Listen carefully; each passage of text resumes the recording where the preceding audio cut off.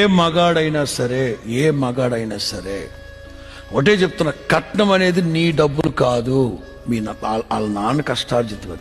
వాళ్ళ నాన్న కష్టార్జితం తీసుకొచ్చి నువ్వు ఊరేగడం ఏంటి? నువ్వు పెళ్లి చేసుకో.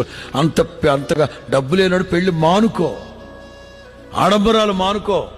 దమ్ బిర్యానీ పెట్టాలనుకున్నావా? మానే, పులిహోర పెట్టు, లేకపోతే పిండా కూడి పెట్టు. అడిగేది ఎవడా నిన్ను?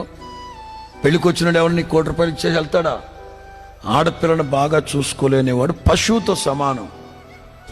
అంటే బ్రతుకు తినవాలంటే దాన్ని పోషించాలి కదండి. దాన్ని పోషించడం ఏంట్రా? సరే, దాన్ని పోషించడానికి ₹1,00,000 కట్నం తీసుకున్నావు. 70 ఏళ్ల పాటు నీకు బట్టలు ఉతికి అన్నం పెట్టి నీ కాళ్ళు నొక్కి నీ పిల్లలు కానీ నీ ఇన్ని చేస్తే మరి అమ్మాయికి జీతం మరి ఎన్ని కోట్లు ఇవ్వాలరా? ఎన్ని కోట్లు ఇస్తే రుణం తీర్చుకోగలవు? మగాడు ఆలోచించాలి సమాజం.